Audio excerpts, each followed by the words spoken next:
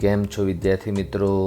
હું મનીષ સર તમારા માટે આ વિડીયોમાં ધોરણ 8 મેથ્સ ચેપ્ટર 3 ચતુષ્કોણની સમજનો પાર્ટ 4 લઈને આવ્યો છું કે જેમાં હું તમને ચતુષ્કોણના પ્રકાર ઉપર આધારિત દાખલા શીખવાડીશ. વિદ્યાર્થી મિત્રો, તમે આગળના વિડીયોમાં સમાંતર બાજુ ચતુષ્કોણ, સમલંબ ચતુષ્કોણ, પતંગાકાર ચતુષ્કોણ, સમબાજુ ચતુષ્કોણ, લંબચોરસ અને ચોરસ વિશે ભણ્યા. એટલે એની વ્યાખ્યા ભણ્યા અને એના ગુણધર્મો ભણ્યા. હવે એના ઉપર આધારિત દાખલા તમે આ વિડીયોમાં ભણશો. તો સમાંતર બાજુ ચતુષ્કોણ પર આધારિત દાખલા ગણતા પહેલાં અથવા શીખતા પહેલાં તમારે સમાંતર બાજુ ચતુષ્કોણમાં કયા ગુણધર્મો હોય છે અથવા કયા નિયમનો ઉપયોગ કરીને આપણે દાખલા ગણી શકીએ તે એક વખત ફરીથી જોઈ લઈએ. તો સમાંતર બાજુ ચતુષ્કોણમાં કુલ 5 ગુણધર્મો હોય છે.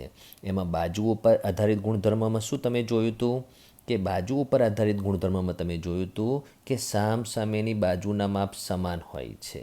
એટલે કે આ 10 સેમી હોય તો નીચેની બાજુ પણ 10 સેમી, બરાબર. પછી ધારો કે આ 6 સેમી હોય તો આ 6 સેમી.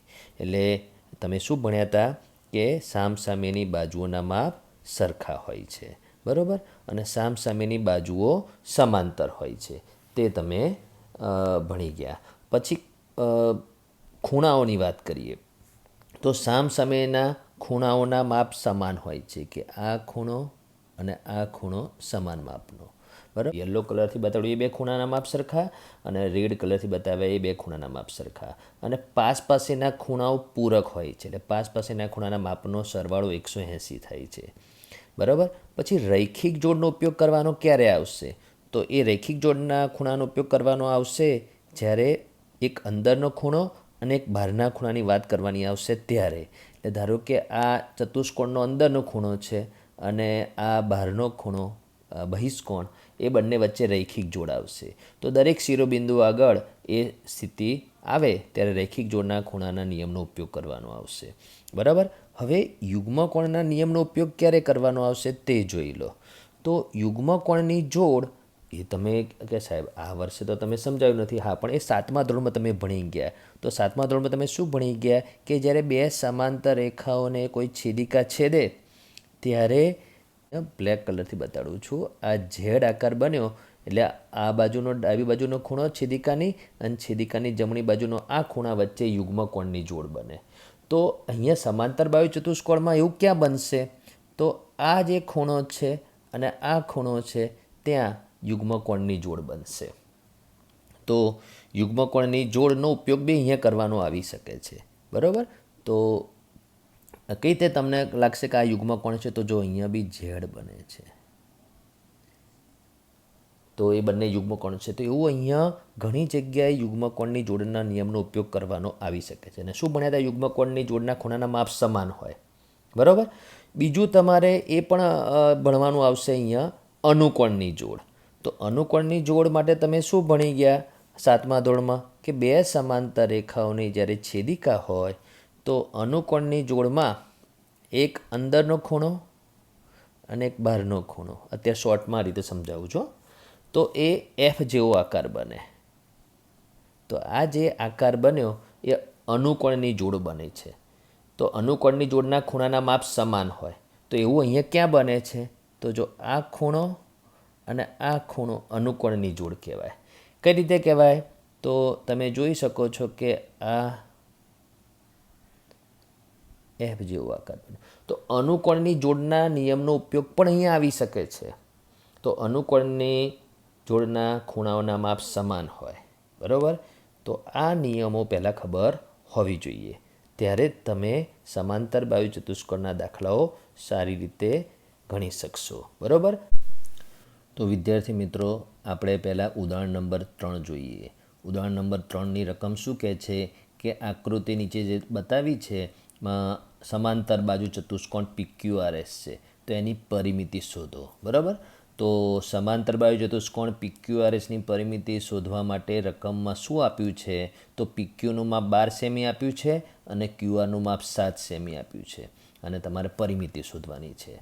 તો આપણે શું સમાંતર બાજુ ચતુષ્કોણમાં એના ગુણધર્મો કે નિયમો જાણીએ છીએ કે સામ સામેની બાજુના માપ સમાન હોય.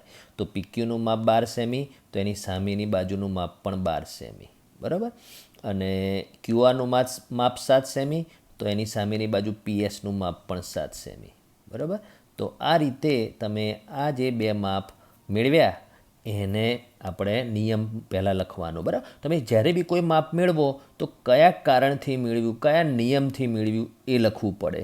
તો મેળવેલું હોય એની બાજુમાં કૌંસમાં લખો, અથવા મેળવો એના પહેલાં ઉપર વાક્યમાં લખી નાખવાનું. એ એનું કારણ કહેવાય. આ બે પરિણામો મેળવવાનું કારણ કહેવાય. કારણ વગર સીધો જવાબ નહીં લખવાનો. તો શું કારણ છે? સમાંતર બાજુ ચતુષ્કોણમાં સામેની બાજુનું માપ સમાન હોય છે, બરાબર. એ ત્યાં લખો અથવા અહીંયા કૌંસમાં લખો, બરાબર. તો એ લખી અને પછી તમારે માપ મેળવવાના. તો અહીંયા માપ મેળવેલું છે કે PQ આપેલું છે 12 સેમી, તેથી SR પણ 12 સેમી. QR 7 સેમી આપેલું છે, તેથી PS પણ 7 સેમી, બરાબર. હવે બે બાજુઓ નથી જાણતા એ શોધી કાઢી, તેથી પરિમિતિ મળી જશે. સમાંતર બાજુ ચતુષ્કોણ PQRની પરિમિતિ એટલે એની ચારે બાજુના માપનો સરવાળો. તો આપેલા માપ અને શોધેલા માપનો સરવાળો 38 સેમી એ તમારે સમાંતર બાજુ ચતુષ્કોણની પરિમિતિ મળી ગઈ, બરાબર. હવે એના પછી બીજું ઉદાહરણ જુઓ. તો બીજું ઉદાહરણમાં શું લખ્યું છે કે આકૃતિમાં બેસ્ટ એટલે કે BEST એક સમાંતર બાજુ ચતુષ્કોણ છે, બરાબર. તો સમાંતર બાજુ ચતુષ્કોણ જે આપેલો છે આ બીજો, બરાબર, એનું નામ બેસ્ટ છે, BEST. એમાં X, Y અને ઝેડના મૂલ્ય શોધો. તો Xનું મૂલ્ય, તો X ક્યાં છે? તો ચતુષ્કોણનો અંદરનો ખૂણો. Y ક્યાં છે? એ ચતુષ્કોણનો બહારનો એટલે બહિષ્કોણ આપેલો છે. અને ઝેડ અંદરનો ખૂણો છે. એટલે 3 ખૂણા શોધવાના છે, એમાંથી 2 અંદરનો છે, 2 અંદરના છે, અને એક બહારનો ખૂણો છે. આપણે નિયમો ખૂણા વિશે ના ખબર હોવા જોઈએ, જે હમણાં આપણે આગળ વાત કરી. તો શું આપણે વાત કરી છે કે સામેના ખૂણાના માપ સમાન હોય, એટલે 100 / બરાબર X. તો X બરાબર 100 અને એમાં કયા નિયમ, જો કૌંસમાં લખ્યું છે અહીંયા સામેના ખૂણાનો ગુણધર્મ, શોર્ટમાં લખ્યું, તમે એને વધારે લાંબુ લખવું હોય તો લખી શકો. શું લખી શકો? કે સમાંતર બાજુ ચતુષ્કોણમાં સામેના ખૂણાના માપ સમાન હોય. એ કૌંસમાં અથવા શરૂઆતમાં લખી શકો વાક્ય, બરાબર. તો એ રીતે કારણ તો લખવાનું જ છે તમારે. તો X 100 મળી ગયો, Xનું માપ 100 મળી ગયું. હવે એના પછી Yનું માપ અહીંયા શોધેલું છે, બરાબર. તો Yનું માપ સીધું 100 કઈ રીતે? તો Yનું માપ 100 મેળવવા માટે કૌંસમાં શું કારણ લખ્યું છે? ખૂણા Xનો અનુકોણ. તો ખૂણા Xનો અનુકોણ કઈ રીતે? તો આપણે હમણાં અનુકોણ સમજાવ્યું હતું, ફરીથી સમજાવું, બરાબર. બે સમાંતર રેખાઓ હોય અને એની, હવે અહીંયા સમાંતર રેખાઓ જે રીતે છે એ રીતે દોરું, ચલો, બરાબર, આકૃતિ પ્રમાણેની, કે એક આ રીતે રેખા છે અને એક આ રીતે રેખા છે, બરાબર. જે અહીંયા આ બતાડેલી છે તે, આ બતાડેલી છે તે, બરાબર. અને એની આ છેદિકા છે. તો અહીંયા X લખેલું છે અને અહીંયા Y લખેલું છે, બરાબર. તો એ બંને વચ્ચે અનુકોણ કઈ રીતે? તો આ અંદરનો ખૂણો છે, આ બહારનો ખૂણો છે. બે સમાંતર રેખામાં આપણે એ રીતે F આકાર બને છે. તો અનુકોણની જોડના ખૂણાના માપ સમાન હોય, તો એને આધારે Xનું માપ 100 મળ્યું, તેથી Yનું માપ પણ 100. તો એ રીતે અહીંયા Yનું માપ પણ 100 લખ્યું છે અને કૌંસમાં કારણ લખ્યું છે અનુકોણની જોડ, બરાબર. કોના અનુકોણની જોડ? ખૂણા Xના અનુકોણની જોડ. Y એ X સાથે અનુકોણની જોડ બનાવે છે, બરાબર. હવે X મળી ગયો અને Y મળી ગયો, પછી Z શોધીએ. એટલે એવું નહીં વિચારવાનું કે X શોધ્યા, પહેલો X, Y, Zમાં X પહેલાં આવેલા X શોધવાનું, Y પછી આવેલા Y શોધવાનું, પછી છેલ્લે Z, એવું નહીં. આપણે ગમે તે X ઉપરથી Z પણ શોધી શકતા હતા. પહેલો ખૂણો બી Z શોધી શકતા હતા. એ હું હમણાં પછી કહું છું. હવે આપણે Z શોધવું હોય તો તમે જો Y બહારનો ખૂણો છે બહિષ્કોણ ને Z અંદરનો ખૂણો છે, બંને વચ્ચે રૈખિક જોડ છે. તો રૈખિક જોડના ખૂણાના માપનો સરવાળો 180 થાય. તો આપણે અહીં હમણાં હાલ Yનું માપ કેટલું મળ્યું? 100. તો Y અને Z કેવા ખૂણા છે? રૈખિક જોડ છે. તો ઝેડનું માપ 80 કેમ મળ્યું? 180માંથી 100 બાદ કર્યું એટલે Z 80 મળી ગયું. તો આ જ દાખલો આપણે બીજી રીતે કરવો હોય તો બીજી રીતે હું બોલીશ ખરો, લખીશ નહીં. તો પહેલાં ખૂણા એક્સનું માપ નથી શોધવું, મારે આ 100 ઉપરથી પહેલાં ઝેડનું માપ શોધવું છે. પહેલાં ઝેડનું માપ શોધવું છે. તો બોલો, જે 100 અંશનો ખૂણો છે ને ઝેડ, એ પાસ પાસેના ખૂણા છે કે નહીં? તો પાસ પાસેના ખૂણા છે. તો સમાંતર બાજુ ચતુષ્કોણમાં પાસ પાસેના ખૂણાઓ પૂરક હોય એટલે એમના માપનો સરવાળો 180 થાય. એ નિયમને આધારે ઝેડ બરાબર 80 મળશે પહેલાં. એટલે આપણે પહેલાં ઝેડ શોધ્યો. હવે ઝેડ ઉપરથી મારે વાય શોધવો છે. તો ઝેડ અને વાય વચ્ચે રૈખિક જોડ છે. રૈખિક જોડના ખૂણાઓ પણ પૂરક હોય અને પૂરક એટલે માપનો સરવાળો 180. તો વાય બરાબર 100 અંશ. બરાબર. તમારે એ જે બી લખો ને એ કારણ લખવાનું ને પછી એનું માપ લખી દેવાનું. કોના સાથે? રૈખિક જોડ. બરાબર. ઝેડ સાથે વાયનો રૈખિક જોડ. ઝેડનું માપ 80, તેથી વાયનું માપ 100. હવે એક્સ બાકી રહ્યો. એક્સનું માપ તમે બે રીતે શોધી શકો.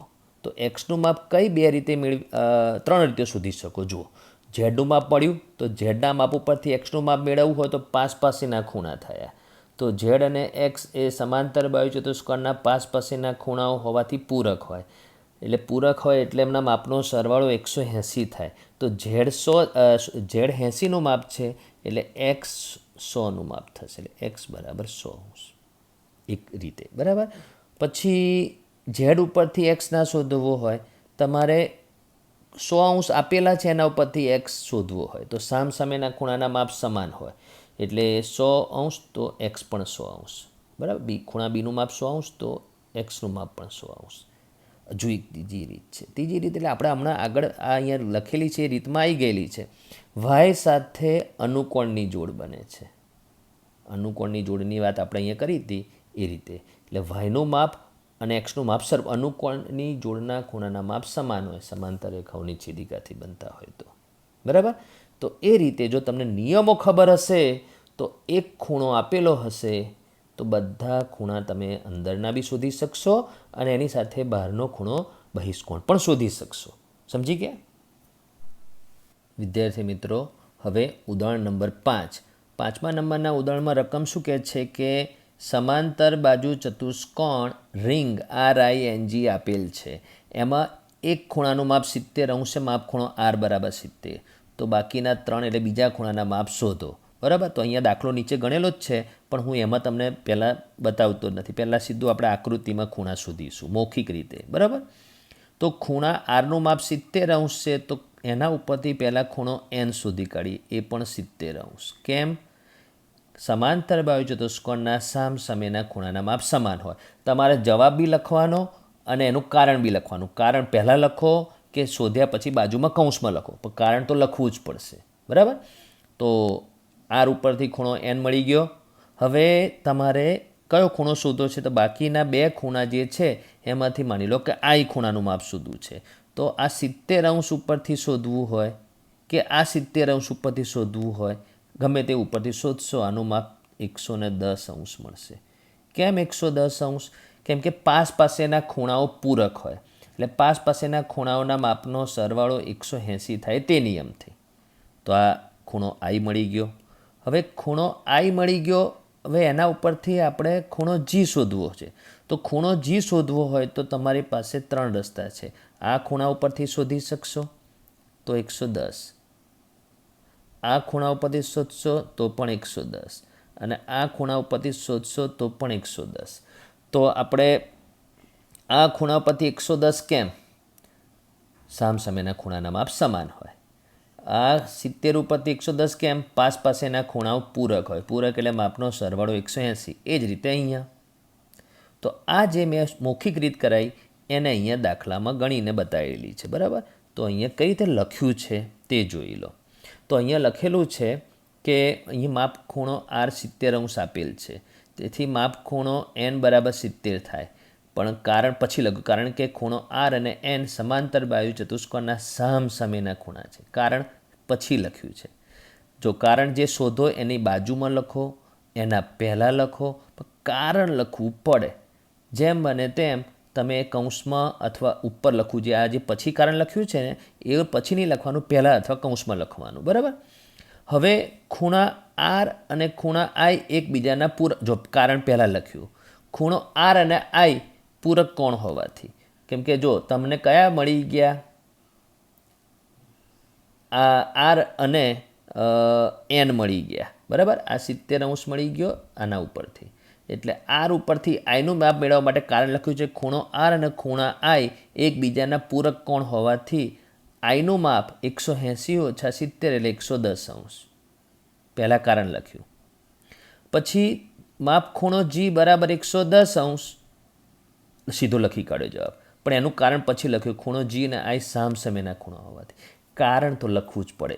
તો કારણ ક્યાંક પછી આપેલું છે, શોધ્યા પછી કે શોધ્યા પહેલાં, શોધ્યા પછી આપેલું છે, શોધ્યા પહેલાં આપેલું છે અને શોધ્યા પછી લખેલું છે, અથવા બાજુમાં લખ્યું કહેવાય, કૌંસમાં. કૌંસ નથી કર્યો તો ગમે તેમ કારણ તો લખવું પડે, બરાબર. તો આ દાખલો તમે સમજી ગયા હશો. હવે એના પછી ઉદાહરણ નંબર 6, સમાંતર બાજુ ચતુષ્કોણના કોઈ પણ દાખલા ગણો. એના તમે ગુણધર્મો જાણતા હો અને 7મા ધોરણમાં યુગ્મકોણની જોડ, અનુકોણની જોડના નિયમો જાણતા હો તો દરેક દાખલા તમને સહેલા જ પડશે, બરાબર. હવે 6થું ઉદાહરણ શું કહે છે? હેલ્પ નામનો સમાંતર બાજુ ચતુષ્કોણ છે, HELP, સમાંતર બાજુ ચતુષ્કોણ છે, બરાબર. અને અહીંયા વિકર્ણની વાત કરી છે. તો તમે જુઓ, વિકર્ણ PE, રેખાખંડ PE અને રેખાખંડ HL એ બે વિકર્ણ છે અને એકબીજાને O બિંદુમાં, હવે તમને વિકર્ણમાં નિયમ ખબર છે કે વિકર્ણ પરસ્પર દુભાગે, એટલે O બિંદુમાં દુભાગે છે. દુભાગે છે એટલે બે સરખા ભાગ કરે છે, એટલે આ ભાગ અને આ ભાગ સરખો થાય. એ રીતે આ ભાગ અને આ ભાગ સરખો થાય. પણ ચારે ચાર ભાગ સરખા ના હોય એટલે OE 4, સેમી નથી લખ્યું પણ આપણે એને 4 કહીશું. અહીંયા સેમી બી નથી લખ્યું. OE બરાબર 4, બરાબર. અને પછી લખ્યું છે કે HL એ PE કરતાં 5 વધારે છે, તો OH શોધો, બરાબર. તો આપણે એ શોધવા માટે પહેલાં શાંતિથી રકમમાં શું પહેલાં આપ્યું છે એ જોઈ લઈએ. આ બધું નિશાન કરેલું કાઢી નાખીએ. ચલો, OE આપેલું છે, બરાબર. OE કેટલું આપ્યું છે? 4. તો OP પણ 4. તો કેમ? વિકર્ણો એકબીજાને દુભાગે છે એટલે આ પણ 4 મળી ગયો. તો એનું કારણ અહીંયા કેમ લખ્યું છે, પણ તમારે લખવું પડે કારણ કે સમાંતર બાજુ ચતુષ્કોણના વિકર્ણો એકબીજાને દુભાગે છે એટલે. તો આ ખબર પડી ગઈ. OP કેમ 4. આપણે પરીક્ષામાં એવું કેમ કરીને પ્રશ્નચિહ્ન ના કરતા, આ દાખલો શીખવાડવા માટે છે એટલે પ્રશ્નચિહ્ન કરીને બતાવ્યું છે.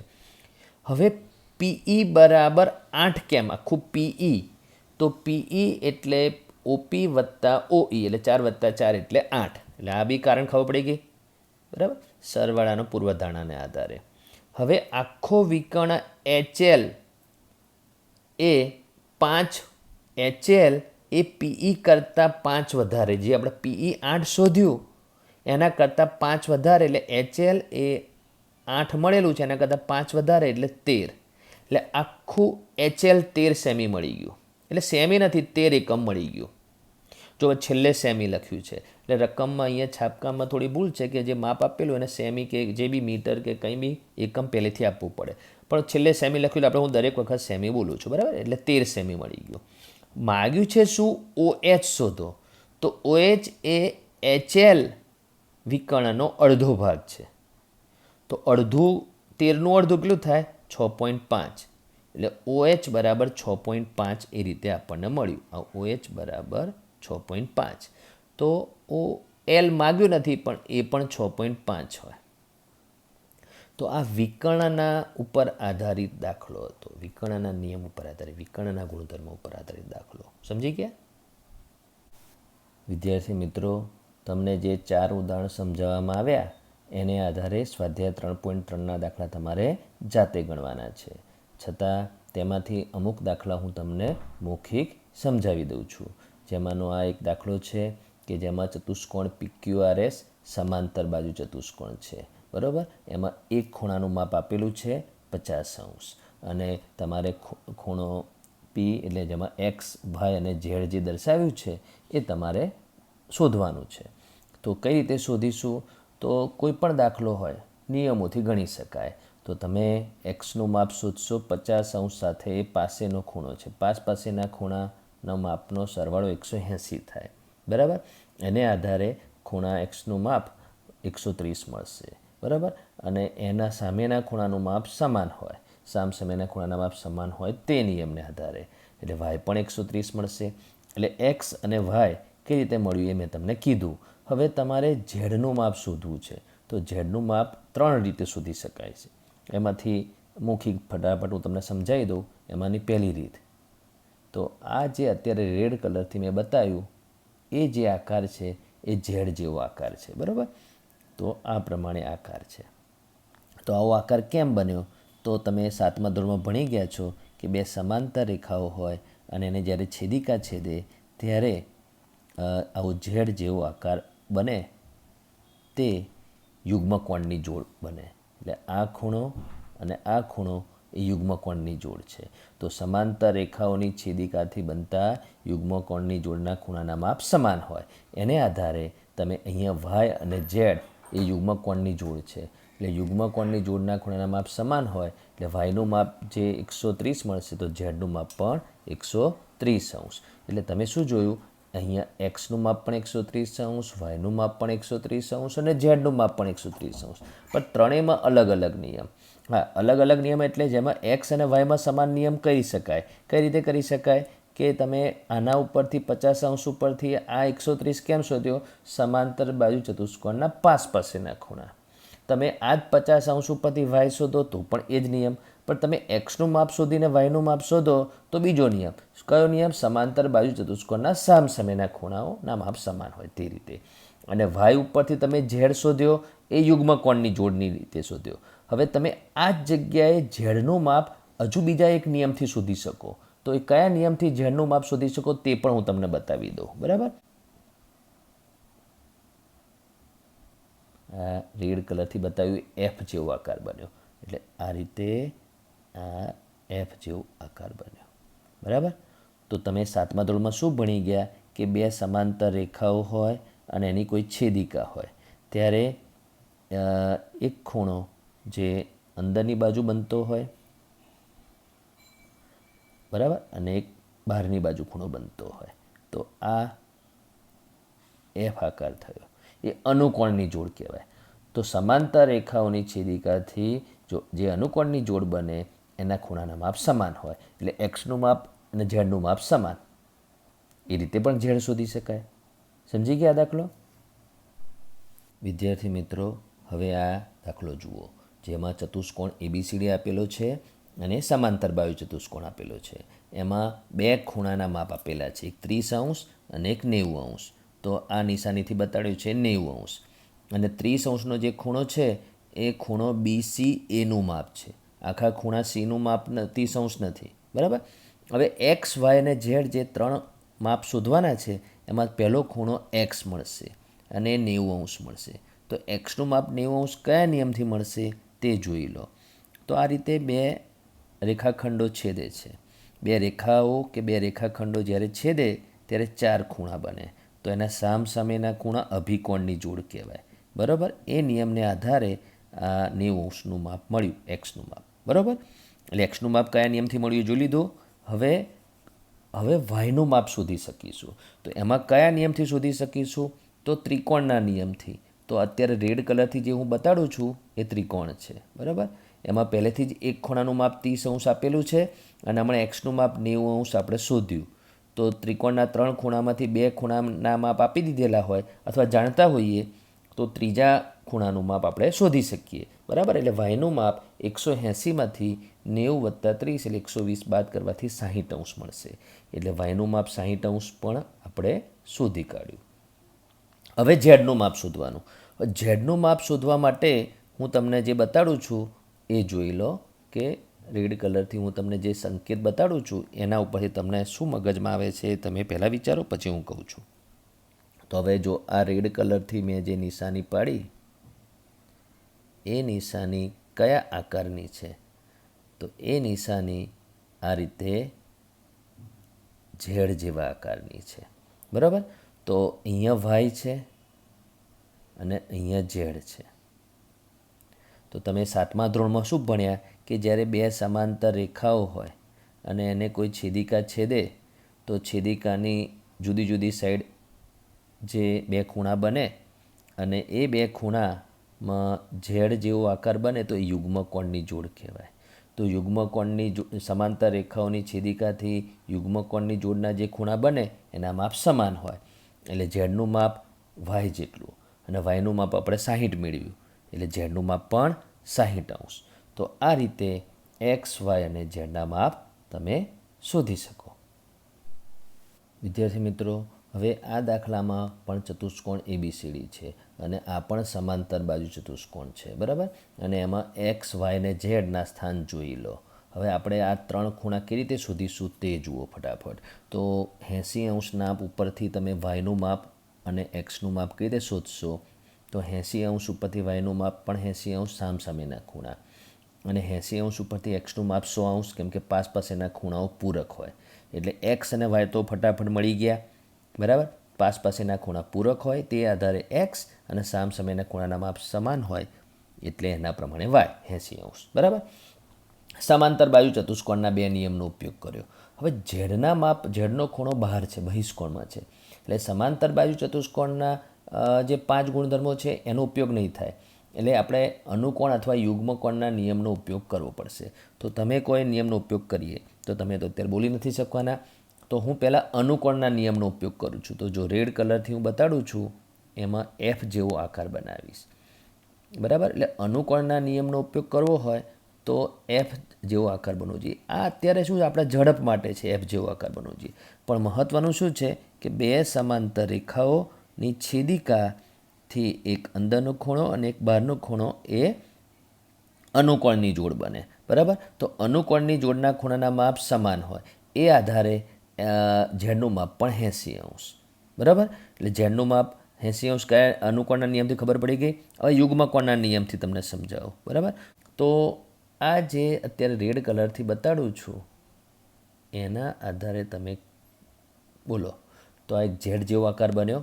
તો કઈ રીતે આકાર બન્યો કે અહીંથી આપણે શરૂ કર્યું, પછી આમ ગયા અને પછી આમ ગયા, બરાબર. તો અહીંયા ઝેડ હતો અને અહીંયા વાય છે. તો એ યુગ્મકોણ જેવું થયું, બરાબર. આમાં છેદિકા કઈ થઈ તો તમે થશે કે છેદિકા માટે તો સમાંતર રેખાઓ જેવું તો દેખાતું નથી, પણ સમાંતર બાજુ ચતુષ્કોણના સામસામેની બાજુઓ સમાંતર જ હોય એટલે આ રીતે છે અને આ છેદિકા છે, બરાબર. એટલે એમાં આ રીતે ઝેડ આકાર બન્યો છે, આ રીતે ઝેડ આકાર. એમાં અહીંયા બહારનો ખૂણો અને આ અંદરનો ખૂણો. બહારનો ખૂણો ઝેડ, અંદરનો ખૂણો વાય. એટલે વાયનું માપ જેટલું ઝેડનું માપ. સમાંતર રેખાઓથી બનતા યુગ્મકોણની જોડના ખૂણાના માપ સમાન હોય તે રીતે ઝેડનું માપ પણ 80° તમે શોધી શકો. વિદ્યાર્થી મિત્રો, આ દાખલો પણ સમાંતર બાજુ ચતુષ્કોણ ABCD માટે છે અને એમાં 2 ખૂણાના માપ આપેલા છે. એકનું માપ 112° આપેલું છે અને એક 40°નો ખૂણો આપેલો છે, બરાબર. 112° છે એ સમાંતર બાજુ ચતુષ્કોણ ABCDના ખૂણા બીનું માપ છે, બરાબર. અને જે 40° છે એ ખૂણા એનું આખું માપ નથી, એટલે આખા ખૂણા એનું માપ નથી, પણ ખૂણો DACનું માપ 40° છે. હવે એક્સ જોઈ લો ક્યાં છે, વાય જોઈ લો અને ઝેડ જોઈ લો, બરાબર. એમાંથી સૌથી પહેલાં કયો ખૂણો મળશે? તો સૌથી પહેલાં વાય ખૂણો મળશે. તો એ કઈ રીતે મળશે? એક સમાંતર બાજુ ચતુષ્કોણના સામસામેના ખૂણાના માપ સમાન હોય એટલે વાયનું માપ પણ 112°. ખબર પડી ગઈ? હવે વાયનું માપ મળી ગયું તો હવે એ જે ત્રિકોણ છે, હું રેડ કલરથી બતાવું છું, એ ત્રિકોણના 3 ખૂણામાંથી તમે 2 ખૂણાના માપ જાણતા થઈ ગયા. 112 હમણાં શોધ્યો તે, 40° પહેલેથી આપેલો છે તે, અને હવે ત્રીજો ખૂણો એક્સ નથી જાણતા. તો 3 ખૂણામાંથી 2 ખૂણાના માપ જો તમે જાણતા હો તો ત્રીજા ખૂણાનું માપ મળી જાય. 180માંથી 2 ખૂણાનો સરવાળો કરીને બાદ કરવાનો એટલે એક્સનું માપ મળશે. તો 112 + 40 કરે એટલે 152° થાય, બરાબર. 152° 180માંથી બાદ કરો એટલે 28° તમને એક્સનું માપ મળી જશે, બરાબર. ત્રિકોણના નિયમ ઉપરથી. હવે કયો ખૂણો બાકી રહ્યો? ઝેડ ખૂણો બાકી રહ્યો, બરાબર. હવે ઝેડ ખૂણાનું માપ મેળવવા માટે હું કયા નિયમનો ઉપયોગ કરું છું તે તમે જુઓ. રેડ કલરથી હું એક નિશાની પાડું છું એટલે તમે જોઈ લો કે એમાં કયો આકાર બને છે. તો અહીંયા જે આકાર બનાવ્યો એ આ પ્રમાણે છે, બરાબર. એટલે ઝેડ જેવો આકાર છે. એમાં આ જગ્યાએ ખૂણો એક્સ છે, બરાબર, અહીંયા એક્સ ખૂણો છે અને અહીંયા નીચેની સાઈડ ઝેડ છે. એક્સનું માપ હમણાં આપણે 28 અંશ શોધ્યું, બરાબર. તો ઝેડનું માપ પણ 28 અંશ. કયો નિયમ? તો યુગ્મકોણની જોડ. બે સમાંતર રેખાઓની છેદિકાથી બનતા યુગ્મકોણની જોડના ખૂણાના માપ સમાન હોય તે રીતે તમને ઝેડ મળશે. સમજી ગયા? હવે વિદ્યાર્થી મિત્રો, હવે જે આ દાખલો છે એ દાખલો કેવો છે? પ્રશ્ન ઉપર આધારિત છે. શું કહે છે કે ખૂણો બી વત્તા ખૂણો ડી 180 અંશ હોય તો ચતુષ્કોણ ABCD સમાંતર બાજુ ચતુષ્કોણ થઈ શકે. એટલે કોઈક ચતુષ્કોણ છે અને એમાં બી અને ડી સામસામેના ખૂણા કહેવાય અને એના માપનો સરળ 180 આપેલો હોય એટલે આટલું જ આપ્યું હોય તો સમાંતર બાજુ ચતુષ્કોણ બની શકે. તો આ સામસામેના ખૂણાની વાત છે. એટલે સામસામેના ખૂણાઓની પાસેના ખૂણાઓ પૂરક હોવા જોઈએ, એ પણ 4 જોડ, અથવા સામસામેના ખૂણાઓની બંને જોડ સમાન માપની આપવી પડે તો સમાંતર બાજુ ચતુષ્કોણ થઈ શકે. બરાબર? એટલે આમાં ના આવશે. થઈ શકે તો ના. પછી આ બીજામાં શું છે? AB બરાબર DC બરાબર 8 સેમી. એટલે સામસામેની બાજુના માપ સમાન છે. હવે અહીંયા બાજુમાં આકૃતિ દોરી છે, બરાબર. એટલે આનું માપ 8 સેમી, આનું માપ 8 સેમી. તો સમાંતર બાજુ ચતુષ્કોણમાં સામસામેની બાજુના માપ સમાન હોય, અહીંયા આપેલા છે. એ એકલા આનું નહીં, પછી બીજું જોવું પડે. AD બરાબર 4 સેમી અને આ 4.4 સેમી છે BC. લો, તો સામસામેની બાજુનું આ બીજી જોડ સમાન નથી. એટલે આ પ્રોબ્લેમને લીધે જો અહીંયા 4 સેમી આપી દીધું હોત તો તમે સમાંતર બાજુ ચતુષ્કોણ કહી શકતા હતા, પણ અહીંયા 4.4 સેમી આપ્યું એટલે ના. બરાબર. હવે જે ત્રીજો છે એમાં ખૂણા એનું માપ 70 અંશ આપ્યું છે અને ખૂણા એના સામેના ખૂણાનું માપ 65 અંશ આપ્યું છે. તો સામસામેના આ ખૂણાઓ સમાન માપના નથી આપ્યા. એક જોડ સમાન હોવાથી પણ સમાંતર બાજુ ચતુષ્કોણ ના કહી શકાય. તો 65 અંશ આપ્યું છે તેનાથી જ જુદું પડી જાય છે એટલે અહીંયા પણ ના આવશે. તો આ જે આપેલા માપ છે એને આધારે ચતુષ્કોણ ABCD સમાંતર બાજુ ચતુષ્કોણ થઈ શકે તો 3 ના. વિદ્યાર્થી મિત્રો, હવે આ જે 5મો દાખલો છે એક પ્રકારના સમીકરણના વ્યવહારુ દાખલા જેવો છે. સમાંતર બાજુ ચતુષ્કોણમાં બે પાસેના ખૂણાના માપનો ગુણોત્તર 3:2 છે. તો આ જે ગુણોત્તર આપેલો છે પાસેના ખૂણાઓનો આપ્યો છે. એટલે એમાં નામ નથી આપ્યું. એટલે આપણે સમજો કે ગમે તે એક ખૂણો લઈએ 3x તો એનો પાસેનો ખૂણો બી 2x આપણે લઈ શકીએ. બરાબર? પાસેના ખૂણાઓનો ગુણોત્તર 3:2 એટલે 3x અને 2x આપણે ધાર્યું. બરાબર? એટલે આપણે ધારવાનું કામ થઈ ગયું. તો ધારવાનું કામ થયા પછી પાસેના ખૂણાઓ માટે શું નિયમ જાણો છો? પાસેના ખૂણાઓ પૂરક હોય. બરાબર? એટલે એમના માપનો સરવાળો 180 હોય. એની અંદર તમે ખૂણા એનું 3x અને ખૂણા બીનું 2x મૂકો માપ. બરાબર? અને એટલે 5x બરાબર 180 થાય. એટલે x બરાબર 180 ભાગ્યા 5 એટલે x બરાબર 36 મળ્યું. એક્સનું મૂલ્ય જે મળ્યું એ તમે 3xમાં એક્સની જગ્યાએ મૂકો 3 ગુણ્યા 36 એટલે 108 અંશ ખૂણો એ મળી ગયો. અને 2x એટલે 2 ગુણ્યા 36 એટલે માપ ખૂણો બી 72 અંશનો મળી ગયો. બરાબર? એટલે કેટલા માપ માગ્યા? ચતુષ્કોણના બધા ખૂણાના માપ શોધો. બે ખૂણાના માપ મળ્યા ને એક ખૂણો બી મળ્યો હોત ને તો બી બાકીના બધા શોધી શકીએ. બરાબર? સમાંતર બાજુ ચતુષ્કોણમાં એક ખૂણા ઉપરથી બાકીના 3 ખૂણા શોધી શકીએ. અહીંયા તો 2 ખૂણા મળી ગયા છે. તો એ બેમાં આપણે આ જે 108 મળ્યો એટલે ખૂણો C પણ 108, સામસામેના ખૂણાના માપ સમાન. અને આ અહીંયા જે 36 તો 72 મળ્યું એટલે સામેનો ખૂણો D પણ 72 અંશ. તે રીતે 4 ખૂણાના માપ શોધી શકો. તો આમાં તમે સમીકરણના નિયમનો ઉપયોગ કર્યો અને સમાંતર બાજુ ચતુષ્કોણના નિયમનો ઉપયોગ કર્યો. બરાબર? વિદ્યાર્થી મિત્રો, આ છઠ્ઠો દાખલો પણ સમીકરણના કુલ પ્રશ્નો પર આધારિત દાખલો છે. તો એમાં શું આપ્યું છે? એક સમાંતર બાજુ ચતુષ્કોણના પાસેના ખૂણાની એક જોડના ખૂણાના માપ સમાન છે. તો આના પરથી ધારવાનું. બીજું ચતુષ્કોણનું નામ નથી આપેલું. તમારે ચતુષ્કોણ ગમે તે ABCD કે ચતુષ્કોણ PQRS પણ ધારીને દોરી દેવાનું આકૃતિ. બરાબર? આકૃતિ દોરવી ફરજિયાત નથી, પણ તમારે ચતુષ્કોણનું કોઈક નામ ધારી લેવાનું. અને પાસેના ખૂણામાં ખૂણો A અને ખૂણો B પાસેના ખૂણા એકરૂપ છે એટલે માપ સમાન છે. એટલે એમનું બંનેનું માપ x ધારી દેવાનું. બરાબર? હવે અહીંયા જે દાખલો ગણેલો છે એમાં x ધાર્યા આગળ ગણેલો છે, પણ હું x ધારીને બી બતાડી દઉં છું જોડે જોડે. હવે પાસેના ખૂણા માટે શું નિયમ છે કે પાસેના ખૂણાઓ પૂરક હોય એટલે એમના માપનો સરવાળો 180 થાય. બરાબર? હવે અહીંયા જે લખેલું છે કે માપ ખૂણો એ વત્તા માપ ખૂણો બી બરાબર 180, તો અહીંયા જે માપ ખૂણો બી છે એની જગ્યાએ માપ ખૂણો એ લખ્યો. કેમ? કેમ કે એ બરાબર બી છે, ખૂણો એ બરાબર ખૂણો બી છે, એટલે ખૂણા બીની જગ્યાએ ખૂણો એ લખી શકાય એટલા માટે.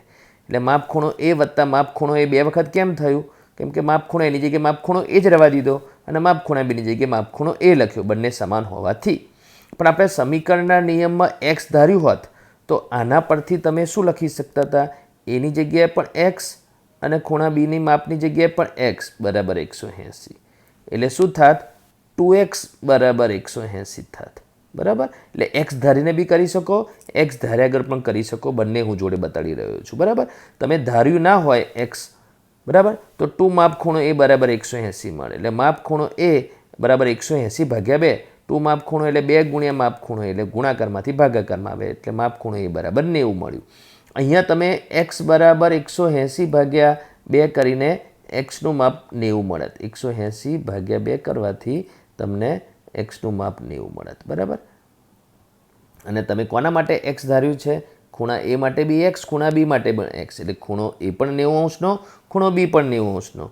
અને તમે ધાર્યું નથી તો ત્યાં બી માપ ખૂણો એ બરાબર 90 અને માપ ખૂણો બી બરાબર પણ 90. માગ્યું છે કે કયા ખૂણા માગ્યા છે? તો તમને 4 ખૂણા માગ્યા છે. બરાબર? શું લખ્યું છે અહીંયા રકમમાં? ચતુષ્કોણના બધા ખૂણાના માપ શોધો. હવે ચતુષ્કોણમાં 2 ખૂણા મળ્યા બંને 90ના, તો સામસામેના ખૂણાના માપ સમાન હોય એ રીતે અને પાસેના ખૂણા પૂરક હોય એ રીતે પણ તમે બાકીના 2 ખૂણા શોધી શકો. અને છેલ્લે કોઈ માગ્યું નથી કે ચતુષ્કોણ કેવા પ્રકારનો છે, પણ 4 ખૂણા 90ના મળ્યા એટલે તમે એ પણ કહી શકો કે આ ચતુષ્કોણ લંબચોરસ છે. બરાબર? વિદ્યાર્થી મિત્રો, હવે જે આ દાખલો છે એમાં સમાંતર બાજુ ચતુષ્કોણ HOPE હોપ આપેલો છે. બરાબર? એમાં 2 ખૂણાના માપ તમે જાણો છો અને 4 ખૂણાના માપ શોધવાના છે. તો કયા 2 ખૂણાના માપ આપેલા છે? એક 70 અંશ એ સમાંતર બાજુ ચતુષ્કોણનો બહિષ્કોણ છે અને આ જે 40 અંશ છે એ સમાંતર બાજુ ચતુષ્કોણનો અંદરનો આખો ખૂણો નથી, પણ ખૂણો EHPનું માપ આપેલું છે. બરાબર? એના આધારે એક્સ 2 વખત આપેલા છે, એ 2 એક્સ શોધવાના અને વાય અને ઝેડ એટલે 4 ખૂણા શોધવાના છે. 2 વખત એક્સ આપેલો છે, એમાંથી એક વખતનો એક્સ મળે એટલે બીજી વખતનો એક્સ એટલો જ હોય. તો આપણે કઈ રીતે શોધીશું? તો પહેલાં આપણે 70 અંશની બાજુમાં જે એક્સ આપેલું છે એ શોધીશું. પહેલાં રૈખિક જોડના નિયમ ઉપરથી તમને એ એક્સ 110 અંશનો મળશે. પાસેના ખૂણાઓ રૈખિક જોડના જે ખૂણાઓ છે બહિષ્કોણ અને અંતઃકોણ, બરાબર, એને આધારે એક્સનું માપ 110 શોધ્યું. બરાબર? હવે એક્સનું માપ 110, જે આ ખૂણાનું માપ મળ્યું 110, તો સામેના ખૂણાનું માપ પણ 110. 2 રીતે, એક તો બંને એક્સ સરખી સંજ્ઞા છે એ રીતે, અને સમાંતર બાજુ ચતુષ્કોણના સામસામેના ખૂણાના માપ સમાન હોય તે રીતે. તો ચલો, એક્સ કેવી રીતે મળ્યું ખબર પડી ગઈ. તો અત્યારે એવું પૂછી કાઢું છું. હવે તમે કયો ખૂણો શોધશો? તો આપણી પાસે 2 ઓપ્શન છે કે વાય પહેલાં શોધવો તો વાય બી પહેલાં શોધી શકીએ અને ઝેડ પહેલાં શોધવો તો ઝેડ પણ પહેલાં શોધી શકીએ. તો પહેલાં હું વાય પહેલાં શોધીને તમને પહેલો ઓપ્શન બતાડું છું અને પછી બીજો ઓપ્શન ઝેડ પહેલાં શોધવું હોય તો કેવી રીતે શોધાય તે બતાવું છું. તો વાય શોધવા માટે હું રેડ કલરથી બતાવું છું. કેવો આકાર છે એ મને કહેજો. તો આ જે રેડ કલરથી જે મેં બતાડ્યું એ ઝેડ આકાર છે. એમાં આ પછી અહીંયા જે આ થાય છે અને આ જે થાય છે એમાં જે હવે હું બ્લેક કલરથી બતાવીશ એ સમાંતર છે. તો આ 2 લાઈન સમાંતર છે અને આ જે છે એકલી રેડ કલરવાળી રહી એ એની છેદિકા છે. તો છેદિકાની એક ઉપરની બાજુ અને એક નીચેની બાજુ લઈ છેદિકાની અલગ અલગ બાજુએ આવેલા અને ઝેડ આકાર બનાવે 2 સમાંતર રેખાઓની છેદિકાથી બનતા હોય તો એ યુગ્મકોણની જોડ કહેવાય. તો એના માપ સમાન હોય. તો આ જે 40 અંશ છે, બરાબર, આપેલો ખૂણો, તો વાય પણ 40 અંશ. તો વાયનું માપ 40 અંશ કેવી રીતે મળ્યું ખબર પડી ગઈ. હવે વાયનું માપ 40 અંશ મળી ગયું પછી અહીંયા એક ત્રિકોણ છે. એ જે ત્રિકોણના નિયમ ઉપરથી તમે ઝેડનું માપ શોધશો. તો કયા ત્રિકોણના ઉપરથી તમે ઝેડનું માપ શોધશો તે જોઈ લો. તો આ જે ત્રિકોણ છે, આ ત્રિકોણમાં તમે એક્સ 110નું મેળવી લીધું હતું, વાય 40નું મેળવ્યું અને પછી હવે ત્રિકોણના ત્રણેય ખૂણાના માપનો સરવાળો 180 એટલે 110 અને 40નો સરવાળો 150. 180માંથી બાદ કરો એટલે ઝેડનું માપ 30 અંશ મળશે. તો વાય પહેલાં શોધ્યો, ઝેડ પછી શોધ્યો. હવે હું આ જ દાખલામાં પહેલાં ઝેડ શોધીશ અને પછી વાય શોધીશ. તો એ કઈ રીતે થઈ શકે? તો તે જુઓ. તો આ ખૂણો જે છે અને આ ખૂણો એ પાસેના ખૂણા છે. સમાંતર ચતુષ્કોણમાં પાસેના ખૂણાના માપનો સરવાળો 180 થાય. તેને આધારે હવે આ જે ખૂણો છે એનું નામ છે અંદર ખૂણો O વત્તા એટલે માપ ખૂણો O, બરાબર. અને આ જે ખૂણો છે એ છે ખૂણો H, બરાબર, માપ ખૂણો H. અને પાસેના ખૂણાઓ હોય એટલે એના માપનો સરવાળો 180 લખાય. સમાંતર ચતુષ્કોણમાં પાસેના ખૂણાઓ પૂરક હોય. હવે ઓની જગ્યાએ x છે. હવે h જે છે એક ખૂણાથી નથી બનેલો, બે ખૂણાઓના સરવાળાથી બનેલો છે, બરાબર. તો એમાં 40 બી છે અને z પણ છે, એટલે બંનેનો પ્લસ કરીને લખવાનું 40 વત્તા z અથવા z વત્તા 40. હવે એક્સનું માપ 110 આપણે પહેલાં શોધ્યું હતું, બરાબર. 40 કૌંસ છોડી દઈશું, z બરાબર 180. સમીકરણ બની ગયું. આ થયું 150. 150ને જમણી બાજુ લઈ જાઓ એટલે z બરાબર 180 ઓછા 150 એટલે z બરાબર 30°. તો હમણાં મેં તમને z શોધ્યો હતો, પહેલાં y શોધીને પછી z શોધ્યો હતો, તો z 30 જ મળ્યો હતો. z મળી ગયો 30, તો પછી ત્રિકોણના નિયમ ઉપરથી y શોધશો તો y 40 મળશે. તો મૂલ્ય તો એ જ મળશે, પણ બે અલગ અલગ રીતે તમને કરીને બતાડ્યો. વિદ્યાર્થી મિત્રો, હવે જે બે દાખલા છે, બરાબર, એમાં આ જે પહેલો દાખલો છે એમાં સામસામેની બાજુઓ ઉપર આધારિત દાખલો છે, એટલે ખૂણાની વાત નથી, બાજુની વાત છે, બરાબર. અને આ જે દાખલો છે એમાં અંદર વિકર્ણોની વાત છે, એટલે વિકર્ણો એકબીજાને દુભાગે છે તે નિયમથી કરવાનું છે. હમણાં સળંગ આપણે દાખલા સમાંતર બાજુ ચતુષ્કોણના અંદરના ખૂણાઓ અને બહિષ્કોણ ઉપર આધારિત જોયા. હવે સામસામેની બાજુ ઉપર આધારિત આવ્યો અને વિકર્ણો ઉપર આધારિત દાખલો છે. એમાં જે પહેલો દાખલો છે સામસામેની બાજુ ઉપર આધારિત, એ હું આકૃતિથી તમને સમજાવું છું, બરાબર. ચતુષ્કોણનું નામ છે GUNS ગન્સ, બરાબર. એ જ સમાંતર બાજુ ચતુષ્કોણ પહેલેથી રકમમાં કહી દીધો છે, બરાબર. રકમ મેં આ લખી છે, જો ચતુષ્કોણ GUNS એ સમાંતર બાજુ ચતુષ્કોણ છે, બરાબર. તો x અને yનું મૂલ્ય શોધો, બરાબર. અહીંયા રકમમાં લખેલું છે x અને y શોધો. એટલે અહીંયા x, y અને z ત્રણ વસ્તુ નથી શોધવાની, x અને y બે જ માપ શોધવાના છે, બરાબર. તો આપણે શોધવા માટે આ આકૃતિમાં જતા રહીશું બાજુમાં, બરાબર. તો એમાં તમે જુઓ, સમાંતર બાજુ ચતુષ્કોણમાં સામસામેની બાજુના માપ સમાન હોય તો 3x બરાબર 18. સમીકરણ બની ગયું, બરાબર. તો 3x બરાબર 18, તો x બરાબર 18 ભાગ્યા 3 એટલે x બરાબર 6, એટલે xનું મૂલ્ય મળી ગયું. હવે xનું મૂલ્ય મળ્યું તો yનું મૂલ્ય શોધવા માટે તમારે બીજી સામસામેની બાજુની જોડની વાત કરવાની, બરાબર. તો સામસામેની બાજુની બીજી જોડ, આ જે નિશાની ડબલ નિશાનીથી બતાડું છું, એ 3y ઓછા 1 બરાબર 26. એના પહેલાં તમારે લખવું હોય તો શું લખવાનું? GU બરાબર SN. કોઈ બી દાખલો ગણો, સૌથી પહેલાં સૂત્ર ના લખાય, પહેલાં નિયમ અથવા કારણ લખવાનું. જો તમે સૌથી પહેલાં ના લખો તો બાજુમાં લખવાનું કે સમાંતર બાજુ ચતુષ્કોણની સામસામેની બાજુના માપ સમાન હોય. એટલે એ તો પહેલાં લખવાનું જ, પછી એમાંથી બનતું સૂત્ર, પછી એમાં આપેલા અજ્ઞાત અને જ્ઞાત માપ, એક સમીકરણ બનશે. અને પછી તમે સમીકરણના પ્રમાણે તમે -1ને જમણી બાજુ લઈ જાઓ એટલે +1 થશે, એટલે 26 વત્તા 1 એટલે 27 થશે. ડાબી બાજુ રહેશે 3y, y બરાબર 27 ભાગ્યા 3 અને 27 ભાગ્યા 3 એટલે y બરાબર 9, એટલે yનું માપ મળી ગયું, બરાબર. xનું માપ 6 મળ્યું, yનું માપ 9 મળ્યું. તો x અને yનું મૂલ્ય આપેલા દાખલામાં થઈ ગયું. હવે આ જે બીજો દાખલો છે, ચતુષ્કોણ RUNS રન્સ, એ સમાંતર બાજુ ચતુષ્કોણ છે, બરાબર. અને એમાં તમારે x અને yનું મૂલ્ય શોધવાનું છે. તો આ સમાંતર બાજુ ચતુષ્કોણમાં શેના ઉપર આધારિત આ દાખલો છે? તો વિકર્ણો ઉપર આધારિત દાખલો છે. તો બે વિકર્ણના નામ કયા છે? SU, રેખાખંડ SU અને રેખાખંડ RN. એ બે વિકર્ણો છે. અને સમાંતર બાજુ ચતુષ્કોણના વિકર્ણો એકબીજાને દુભાગે. હવે એનું છેદબિંદુનું નામ નથી લખ્યું, આપણે એનું નામ M લખી દઈએ, બરાબર. હવે તમારે નામ આપતી વખતે એ ધ્યાન રાખવાનું કે એમ જ નામ આપવાનું એવું જરૂરી નથી. RUNS આ 4 નામ સિવાય તમે ABCDમાંથી ગમે તે કેપિટલ નામ લઈ શકો. બરાબર, એમ નામ અહીંયા આવતું નહોતું ચતુષ્કોણમાં એટલે આપણે એમ લઈ લીધું. બરાબર, તમારે જે લેવું ઓ લેવું હોય તો પણ લઈ શકાય. હવે તમારે નિયમ લખવાનો, સમાંતર બાજુ ચતુષ્કોણના વિકર્ણો એકબીજાને દુભાગે એવું લખી અને પછી તમારે લખવાનું ગમે તે એક વિકર્ણના 2 ભાગ. તો આપણે કયા વિકર્ણના 2 ભાગ લખવા? ધારો કે આપણે RN વિકર્ણના 2 ભાગ લખવા છે તો એ પહેલાં નહીં લેવાનું. કેમ કે એ વિકર્ણના 2 ભાગમાં એક RM અને એક MN, એ 2 ભાગમાં RMમાં 16 જાણો છો અને MNમાં x વત્તા y, એટલે x પણ નથી જાણતા અને y પણ નથી જાણતા, એટલે 2 અજ્ઞાત છે. એટલે એ ભાગ પહેલાં નથી લેવાનો. બીજો વિકર્ણ લો, SU વિકર્ણ, એમાં એના 2 ભાગ કયા છે? SM અને MU. તો એમાં SMનું માપ 20 જાણો છો અને MUમાં y વત્તા 7માં એક જ અજ્ઞાત છે. એટલે તમારે કયો ભાગ પહેલાં લેવાનો? કે એક જ અજ્ઞાત આવતો હોય તે ભાગ. તો આપણે SM બરાબર MU લખીશું.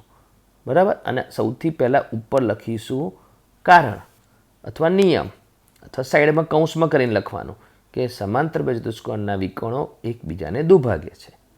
SM બરાબર MUમાં SM કેટલું છે? 20 અને MU કેટલું છે? y વત્તા 7. સમીકરણ બની ગયું.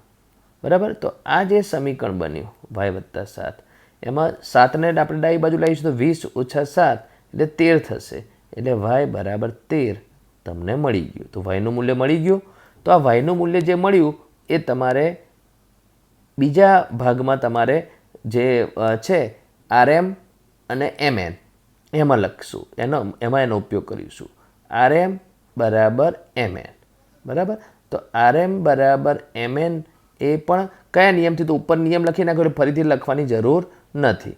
તો RMનું માપ કેટલું આપેલું છે? તો RMનું માપ 16 આપેલું છે અને MNનું માપ કેટલું આપ્યું છે? x વત્તા y. તો x વત્તા 13 લખીશું. કેમ હવે 13 લખીશું? yનું મૂલ્ય મળી ગયું છે એ આપણે અહીંયા લખી દીધું. તો સમીકરણ બની ગયો. તો સમીકરણ x વત્તા 13 બરાબર 16માં 13ને 16 બાજુ લાવીશું એટલે 16 ઓછા 13 એટલે 3 થશે. એટલે x બરાબર 3 મળી જશે. એટલે xનું મૂલ્ય મળી ગયું 3 અને yનું મૂલ્ય 13. તો આ રીતે x અને yનું મૂલ્ય આપણે મેળવી શકીએ. વિદ્યાર્થી મિત્રો, સ્વાધ્યાય 3.3નો આ એક ખૂબ જ સરસ દાખલો છે કે જેમાં તમે જે આ આકૃતિ જુઓ છો એમાં 2 સમાંતર બાજુ ચતુષ્કોણ એકબીજાની અંદર ફિટ થયેલા છે, મતલબ કે મિક્સ થયેલા છે. હવે એનો ઉપયોગ કરીને તમારે આ દાખલો ગણવાનો છે. એક્સનું મૂલ્ય શોધવાનું છે કે જે આ એક્સ બતાડેલો છે એનું મૂલ્ય શોધવાનું છે. બરાબર, તો હવે એની એ જ આકૃતિ અહીંયા બાજુમાં દોરેલી છે પણ એનાથી થોડી મોટી છે. તો કયા 2 સમાંતર બાજુ ચતુષ્કોણ મિક્સ થઈ ગયેલા છે, એકબીજામાં ભેગા થઈ ગયેલા છે? કયા 2 ખૂણાના માપ આપેલા છે? કે 120 અંશ આપેલો છે અને એક 70 અંશનો ખૂણાનું માપ આપેલું છે અને તમારે આ એક્સનું માપ શોધવાનું છે. તો આ જે આકૃતિ છે એમાંથી 2 સમાંતર બાજુ ચતુષ્કોણને અલગ પાડું છું, એટલે નીચે દોરેલી છે આકૃતિ. બરાબર, તો એક છે સમાંતર બાજુ ચતુષ્કોણ, આ બ્લુ કલરથી લખેલું છે તે RISK સમાંતર બાજુ ચતુષ્કોણ રિસ્ક. તો આરથી નામ શરૂ કરવું જરૂર નથી પણ આપણે RISK રિસ્ક થી આપણે નામ બનાવ્યું. એમાં 120 અંશનો ખૂણો, અહીંયા કેનું માપ 120 અંશ આપેલું છે. બરાબર, અને બીજો સમાંતર બાજુ ચતુષ્કોણ છે CLUE ક્લ્યુ. બરાબર, તો આ જે બીજો સમાંતર બાજુ ચતુષ્કોણ છે એમાં અહીંયા 70 અંશનું માપ આપેલું છે. બરાબર, તો કયા 2 સમાંતર બાજુ ચતુષ્કોણ એકબીજામાં મિક્સ થઈ ગયેલા છે? જો અત્યારે મેં અલગ પાડ્યા, નીચે અલગ પાડેલા છે, ઉપર મિક્સ છે. અને તમારે એક્સ ક્યાં છે? તો એક ત્રિકોણની અંદર છે. તો એ ત્રિકોણનું નામ શું છે? તો એ ત્રિકોણનું નામ છે EQS અથવા QES. ત્રિકોણનું નામ બી 6 રીતે આપી શકાય. એક ત્રિકોણ છે જે નીચે મેં ગ્રીન કલરથી નામ આપેલું છે એનું. બરાબર, એમાં એક્સનું મૂલ્ય શોધવાનું છે. તો પહેલાં આપણે ડાબી બાજુમાં જે સમાંતર બાજુ ચતુષ્કોણ છે RISK, એના ઉપરથી તમે કયું માપ શોધશો? તો એક્સનું મૂલ્ય શોધવામાં મદદ મળશે. તો એક્સનું માપ શોધો તો એક્સ ક્યાં છે? ત્રિકોણમાં. ત્રિકોણના કેટલા ખૂણા હોય? 3. એમાંથી એક્સ આપણો શોધવાનું, તો કયા બે ખૂણા નથી જાણતા જે આપણે પહેલાં શોધી કાઢીએ? તો ખૂણો એસ અને ખૂણો ઈ. તો ખૂણો એસ પહેલાં શોધીએ. તો આ કે ઉપરથી એસ કેવી રીતે મળે? તો ખૂણો કે અને ખૂણો એસ સમાંતર ચતુષ્કોણના પાસ પાસેના ખૂણા છે અને પાસ પાસેના ખૂણાઓ પૂરક હોય એટલે એમના માપનો સરવાળો 180 થાય. એમાં 120 આપેલું હોય તો બીજું 60° હોય એટલે એસનું માપ 60° તમને મળ્યું. તો સૌથી પહેલાં તમને એસનું માપ 60° જે મળ્યું એટલે તમને માપ ખૂણો એસ બરાબર 60° મેં અહીંયા લખ્યો. બરાબર? તો એસનું માપ 60° આપણે મેળવી દીધું RIS કે સમાંતર ચતુષ્કોણમાં. હવે જે ક્લ્યુ છે એ ક્લ્યુવાળા ચતુષ્કોણમાં તમે કયા ખૂણાનું માપ શોધશો? તો ત્રિકોણમાં 3 ખૂણામાંથી આપણે એસ મળી ગયો, ઈ શોધવો છે. બરાબર? તો ઈ શોધવા માટે જે ક્લ્યુ છે એમાં કયો ખૂણો આપ્યો છે? એલ. તો એલની સામે ઈ છે. તો એ ખૂણો તમે સામસામેના ખૂણાના માપ સમાન હોય એને આધારે માપ ખૂણો ઈ બરાબર 70 મળશે. તો માપ ખૂણો ઈ 70°નો સામસામેના ખૂણાઓ સમાન હોય સમાંતર ચતુષ્કોણમાં એ નિયમથી મેળવી લીધો. હવે તમે એક્સનું માપ શોધી શકશો. તો આ ત્રિકોણમાં એસનું માપ 60° મળ્યું અને ઈનું માપ 70° મળ્યું. બરાબર? તો ત્રિકોણમાં 3 ખૂણામાંથી 2 ખૂણા તો મળી ગયા. તો હવે એક્સ આ રીતે મળશે કે એક્સનું માપ 180 ઓછા 70 વત્તા 60. 70 વત્તા 60 130. 180માંથી 130 બાદ કરો એટલે એક્સ બરાબર 50. તો આ રીતે એક્સનું મૂલ્ય આપણે શોધી શકીએ. અહીંયા મેં તમને મૌખિક સમજૂતી સાથે બતાડ્યું જે અહીંયા દાખલો ગણેલો છે. બરાબર? કે જે બે સમાંતર ચતુષ્કોણમાં પહેલાં રિસ્ક જે સમાંતર ચતુષ્કોણ છે એ રિસ્ક સમાંતર ચતુષ્કોણમાં પાસ પાસેના બે ખૂણા પૂરક હોય. બરાબર? કે ઉપરથી આર મેળવ્યો છે. જો હમણાં થોડી લાંબી રીત કરી છે. કે ઉપરથી પહેલાં આર મેળવ્યો છે, આર 60. હવે આર અહીંયા 60 મેળવ્યો અને આરનું માપ ઉપરથી અહીંયા એસનું માપ 60 શોધ્યું કે સામસામેના ખૂણા. પણ આપણે કે ઉપરથી સીધું એસનું માપ ના શોધી શકીએ. તો એ રીતે આપણે થોડી ટૂંકી રીત બતાડી. હવે એના પછી ક્લ્યુ છે. તો CLU ક્લ્યુ સમાંતર બાજુ ચતુષ્કોણ છે. એમાં ઈ અને એલ એ સામસામેના ખૂણા છે. તો ઈ અને એલ એ સામસામેના ખૂણા છે. તો આ એલ ઉપરથી આ ઈનું માપ શોધ્યું. સામસામેના ખૂણાના માપ સમાન હોય.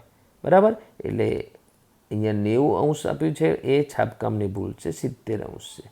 બરાબર? તો એલ 70, ઈ પણ 70. બરાબર? તો એ રીતે ઈ તરત મળી ગયું. હવે ત્રિકોણ જે છે ESQ એના ત્રણેય ખૂણાના માપનો સરવાળો 180 થાય એટલે માપ ખૂણો ઈ વત્તા માપ ખૂણો એસ વત્તા માપ ખૂણો ક્યુ અથવા એક્સ જે સીધું એનું ધારીને આપેલું છે. બરાબર? તો E70 જે આપણે અહીંયા મેળવ્યું તે અને જે એસ છે 60 જે અહીંયા ઉપર મેળવ્યું તે 130 સરવાળો 130ને જમણી બાજુ લઈ જાઓ 180 ઓછા 130 એટલે એક્સ બરાબર 50° આ રીતે મળે. જો દરેકમાં જરૂરી કારણ કૌંસમાં લખેલા જ છે. કૌંસમાં અથવા તમે જે સૂત્ર લખો એની શરૂઆતમાં એટલે કારણ અને એટલે કારણની અંદર નિયમ લખવા ખૂબ જરૂરી છે. બરાબર? વિદ્યાર્થી મિત્રો, હવે સ્વાધ્યાય 3.3નો સમલંબ ચતુષ્કોણ ઉપર આધારિત દાખલા શરૂ થયા. બરાબર? તો સમલંબ આ રકમ શું કહે છે કે નીચેની આકૃતિ જે આપેલી છે એ કે સમલંબ ચતુષ્કોણ કેવી રીતે છે તે સમજાવો અને એમાં કઈ બે બાજુ પરસ્પર સમાંતર છે તે દર્શાવો. તો અહીંયા આકૃતિમાં તમે જુઓ બે ખૂણાના માપ આપેલા છે. ખૂણો M 100° આપેલો છે અને ખૂણો L 80°નો આપેલો છે. એટલે એ બંનેનો સરવાળો 180 થાય. એટલે અહીંયા M અને L પાસ પાસેના ખૂણાઓની આ એક જોડ પૂરક આપી દીધેલી છે. બરાબર? તો અહીંયા લખ્યું છે કે જે આ ચતુષ્કોણ છે LMNK એમાં L અને M ના માપનો સરવાળો 180 આપણને રકમમાં આકૃતિમાં આપી દીધેલું છે. એટલે પૂરક કોણ છે. હવે સમલંબ ચતુષ્કોણ થવા માટે સામસામેની બાજુની એક જોડ સમાંતર થવી જોઈએ. એ તો અહીંયા આપ્યું નથી. તો તમે 7મા ધોરણમાં શું ભણી ગયા કે જો જે બે રેખાઓ હોય અને બે રેખાઓને કોઈ છેદિકા છેદે અને એ છેદિકાની એક જ બાજુના અંતઃકોણો જો પૂરક હોય, એટલે અંતઃકોણના માપનો સરવાળો 180 હોય તો રેખાઓને સમાંતર કહી શકીએ. એટલે રેખાઓ સમાંતર હોય તો છેદિકાની એક જ બાજુના અંતઃકોણો પૂરક હોય. છેદિકાની એક જ બાજુના અંતઃકોણો પૂરક હોય તો રેખાઓ સમાંતર કહી શકીએ. તો અહીંયા છેદિકાની એક જ બાજુના અંતઃકોણો પૂરક આપણને આપી દીધા છે. એને આધારે આપણને બંને રેખા સમાંતર મળી. તો આ બે સમાંતર રેખા મળી અને એ એની આ છેદિકા છેદવાથી, બરાબર. એટલે અંતઃકોણો પૂરક હોવાથી એ બે રેખાઓ આપણને સમાંતર મળી, બરાબર. એટલે બે રેખા સમાંતર મળી ગઈ. સામસામેની બાજુની એક જોડ સમાંતર મળી ગઈ. જે ચતુષ્કોણમાં સામસામેની બાજુની એક જોડ સમાંતર મળે મિનિમમ, તો તે ચતુષ્કોણને આપણે સમલંબ ચતુષ્કોણ કહી શકીએ. બંને જોડ સમાંતર મળી હોત તો બી સમલંબ ચતુષ્કોણ કહી શકાય. તો એક જોડ સમાંતર મળી એને આધારે આ ચતુષ્કોણ સમલંબ ચતુષ્કોણ છે તે સાબિત થઈ ગયું, બરાબર. તો આપણને મળ્યું. વિદ્યાર્થી મિત્રો, હવે જે આ 11મો દાખલો છે એ સમલંબ ચતુષ્કોણ આપી દીધો છે. હવે સમલંબ ચતુષ્કોણ કઈ રીતે આપી દીધો છે એ તમે કહી શકો. તો એમાં લખ્યું છે કે આકૃતિમાં રેખાખંડ AB સમાંતર રેખાખંડ DC છે. તો રેખાખંડ AB અને રેખાખંડ DC એ સામસામેની બાજુ છે. સામસામેની બાજુની એક જોડ જે ચતુષ્કોણમાં સમાંતર આપી દીધી હોય તો એને સમલંબ ચતુષ્કોણ કહી શકાય. ક્યાંય એવું લખ્યું નથી કે સમલંબ ચતુષ્કોણ છે, પણ આ રેડ કલરથી જે બતાડ્યું એને આધારે કહી શકાય કે આ સમલંબ ચતુષ્કોણ છે. અને એમાં ખૂણા Cનું માપ શોધો. તો કયા ખૂણાનું માપ આપ્યું છે? ખૂણા Bનું માપ આપ્યું છે. હવે જે જોડ સમાંતર આપી છે એને હું રેડ કલરથી લંબાવું છું, બરાબર. તો રેડ કલરથી આ બાજુ ABને હું લંબાવું છું, બરાબર, સામસામેની બાજુની આ જોડને. અને એમાં હું ગ્રીન કલરથી છેદિકા બતાડું છું. તો આ જે છેદિકા ગ્રીન કલરથી બતાડી એમાં આ 120 અને આ ખૂણો C એ છેદિકાની એક જ બાજુના અંતઃકોણો થાય. તો છેદિકાની એક જ બાજુના અંતઃકોણો પૂરક હોય, બરાબર. તો એ આધારે માપ 120 અને માપ ખૂણો C બરાબર 180 આપણે લખી શકીએ. અને 180ની બાજુ 120ને લઈ જઈએ એટલે -120 થશે, એટલે 60° માપ ખૂણો C મળી જશે. સમજી ગયા વિદ્યાર્થી મિત્રો? હવે સ્વાધ્યાય 3.3નો આ છેલ્લો દાખલો, બરાબર. એમાં શું આપેલું છે કે ચતુષ્કોણ છે અને એમાં સામસામેની બાજુની એક જોડ સમાંતર આપી દીધી છે, બરાબર. રેખાખંડ SP સમાંતર રેખાખંડ RQ. હવે જે ચતુષ્કોણમાં સામસામેની બાજુની એક જોડ સમાંતર આપી દીધી એટલે સમલંબ ચતુષ્કોણ કહેવાય. એમાં ખૂણો Q 130નો આપ્યો છે અને ખૂણો R 90નો આપી દીધો છે. અને કીધું છે કે ખૂણા P અને ખૂણા Sનું માપ શોધો, બરાબર. અને કૌંસમાં લખ્યું છે કે ખૂણા P શોધવાની અન્ય કોઈ પદ્ધતિ હશે એટલે ખૂણો Pનું માપ બીજી કોઈ પદ્ધતિથી શોધી શકાય તે પૂછ્યું છે. તો આપણે પહેલાં તો આ જે બે ખૂણા આપેલા છે એની મદદથી જે બે ખૂણા માગેલા છે તે શોધી કાઢીએ. તો કઈ જોડ સમાંતર છે તે લખી અને એટલે સમલંબ ચતુષ્કોણ છે, બરાબર. હવે સમલંબ ચતુષ્કોણમાં સમાંતર બાજુની છેદિકા રેખા PQ વિચારો, જેને આપણે હું રેડ કલરથી બતાડું છું અત્યારે, એને છેદિકા વિચારો. તો આ છેદિકા છે તો 130° અને ખૂણો P એ અંતઃકોણની જોડ બનશે. આ બે સમાંતર રેખાઓની છેદિકાથી બનતા છેદિકાની એક જ બાજુના અંતઃકોણો બનશે એટલે પૂરક હોય. એટલે માપ ખૂણો P વત્તા માપ ખૂણો Q બરાબર 180. એમાં Qનું માપ 130 આપેલું છે, 130ને જમણી બાજુ લઈ જાઓ એટલે ખૂણા Pનું માપ 50° મળી ગયું. એટલે ખૂણા Pનું માપ મળી ગયું. હવે ખૂણા Sનું માપ શોધવા માટે આપણે આ રેડ કલરવાળું પહેલાં ભૂસી દઉં છું, બરાબર. કેમ કે ત્યાં તમારે સમાંતર રેખા તો એની એ જ છે જે આપેલી છે તે, પણ છેદિકા SR વિચારો, આ છેદિકા વિચારી, બરાબર. તો આ 90° ખૂણો અને S એ છેદિકાની એક જ બાજુના અંતઃકોણો થાય. તો માપ ખૂણો S વત્તા માપ ખૂણો R બરાબર 180. કૌંસમાં એનું એ જ કારણ કે ખૂણો S અને ખૂણો R છેદિકાની એક જ બાજુના અંતઃકોણો છે, બરાબર. તો એમાં Rનું માપ આપેલું છે 90, એટલે Rનું માપ 90 લખ્યું, બરાબર. એ 90ને પેલી બાજુ લઈ જઈશું એટલે 180 - 90 થશે, એટલે ખૂણા Sનું માપ 90 મળી ગયું, બરાબર. હવે અહીંયા સવાલ છે કે ખૂણો પી શોધવાનો હોય, આપણે પહેલાં એસ શોધી કાઢીએ. ક્યુ અને આર તો આપેલો જ છે, અને તો પીનું માપ બીજી રીતે શોધી શકીએ. તો આપણે પીનું માપ બીજી રીતે કેવી રીતે શોધી શકીએ તે જોઈ લો. તો પીનું માપ બીજી રીતે શોધવા માટે તમે જુઓ કે અહીંયા ખૂણો પી વત્તા ખૂણો ક્યુ વત્તા ખૂણો આર વત્તા ખૂણો એસના માપનો સરવાળો બરાબર 360, કેમ કે આ ચતુષ્કોણ છે. એટલે ચતુષ્કોણના બધા જ ખૂણાના માપનો સરવાળો 360 હોવાથી આ આપણું સમીકરણ બન્યું. બરાબર. એમાં ખૂણા પીનું માપ આપણે બીજી રીતે શોધો, એટલે ખૂણો પી આપણે નથી જાણતા. હવે ખૂણા ક્યુનું માપ 130 રકમમાં આપેલું છે. બરાબર. ખૂણા આરનું માપ 90 આપી દીધું હતું. તો તમે ખૂણા આરની જગ્યાએ 90 અને ખૂણા એસનું માપ 90 મેળવ્યું, તો તે 3 માપ લખી કાઢ્યા. તો એ ત્રણેયનો સરવાળો 310 થયો. 310ને તમે જમણી બાજુ લો એટલે -310, એટલે બાદબાકી કરી એટલે 50 મળ્યું. એટલે ખૂણા પીનું માપ બીજી રીતે બી 50 મળ્યું. પીનું માપ પહેલી રીતે કર્યું ત્યારે પણ 50 મળ્યું હતું, અને આપણે બીજી રીતે કર્યું ત્યારે પણ 50 મળ્યું. એટલે આપણે ચતુષ્કોણના ચારેય ખૂણાના માપનો સરવાળો 360ના નિયમથી પણ ખૂણા પીનું માપ બીજી રીતે શોધી શકીએ. તો આ દાખલા સાથે તમારું 3.3 મેં જે દાખલા સમજાવવા જેવા હતા એ સમજાવી દીધા. વિદ્યાર્થી મિત્રો, હવે સમબાજુ ચતુષ્કોણ, લંબચોરસ અને ચોરસ પર આધારિત દાખલા હું તમને શીખવાડીશ. એમાં ઉદાહરણ નંબર 7 જુઓ, જેમાં RICE સમબાજુ ચતુષ્કોણ છે. બરાબર. અને એની આ આકૃતિ છે. તો તેમાં x, y અને ઝેડનું મૂલ્ય શોધવાનું છે. તો આપણે પહેલાં ધારો કે ઝેડ શોધીએ. આમ તો કંઈ એક્સ બી પહેલાં મળી શકે, વાય પણ પહેલાં મળી શકે એવું છે, ને ઝેડ પણ પહેલાં મળી શકે એવું છે. તો ઝેડ પહેલાં શોધીએ. તો 13 એકમ છે એ ER એટલે ચતુષ્કોણ, એટલે સમબાજુ ચતુષ્કોણની બાજુનું માપ છે. હવે સમબાજુ ચતુષ્કોણમાં ચારે બાજુનું માપ સમાન હોય એટલે ઝેડનું માપ પણ 13 એકમ. તો ઝેડનું માપ મળી ગયું. હવે સમબાજુ ચતુષ્કોણ પણ સમાંતર બાજુ ચતુષ્કોણનો જ પ્રકાર છે, એટલે આના વિકર્ણો એકબીજાને દુભાગે, એટલે વિકર્ણોના બે સરખા ભાગ થાય. બરાબર. એટલે આ 5 એકમ છે, તો એક્સનું માપ પણ 5 એકમ.